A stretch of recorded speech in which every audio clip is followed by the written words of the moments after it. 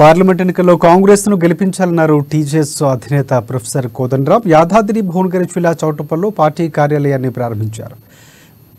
10 ఏళ్లు పాలించిన బీఆర్ఎస్ రాష్ట్రాన్ని అప్పుల కుప్పగా మార్చిందన్నారు ఆయన. దేశంలో అసమానతలు పెరిగిపోతున్నాయని, రాజ్యాంగాన్ని మార్చేందుకు బీజేపీ కుట్ర చేస్తుందని చెప్పారు. రాజ్యాంగాన్ని కాపాడాలన్నా, పేదల అభివృద్ధి జరగాలన్నా కాంగ్రెస్ ను గెలిపించాలని కోరారు. ప్రశ్నించే వారిని కేసులు పెట్టి అణిచివేసిన హరీష్ రావు ఇప్పుడు ఏం తెలియనట్లు మాట్లాడుతున్నారన్నారు.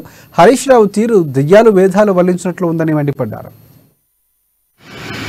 తెలంగాణ జనసమితి చౌటుప్పల్ కార్యాలయం ఇలా ఏర్పాటు చేసినందుకు ఈ భువనగిరి జిల్లా వారిని, నాయకులను, ప్రత్యేకించి అధ్యక్షులు దేశపాక శ్రీనివాస్ గారిని, ప్రధాన కార్యదర్శి శ్రీనివాస్ రెడ్డి గారిని ఈ సందర్భంగా నేను అభినందిస్తూ ఈ పార్టీ ఈ ఏర్పాటు ఇక్కడ కార్యకలాపాలు ఉధృతం చేయటానికి దోహదపడతాయని నేను ఆశిస్తూ ఉన్నా.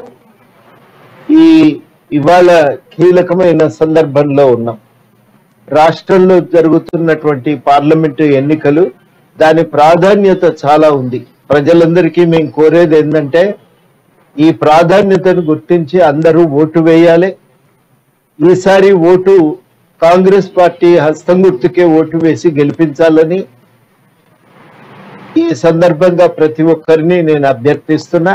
కాంగ్రెస్ అభ్యర్థుల్ని గెలిపించమని అందరినీ కోరుతా ఉన్నా. మేము ఈ నిర్ణయం తీసుకోవటానికి కారణం లేకపోలేదు. 10 సంవత్సరాలుగా ఢిల్లీలో జరుగుతున్నటువంటి బీజేపీ పాలన చాలా సమస్యలను తీసుకొచ్చింది. ఇదివరకెన్నడూ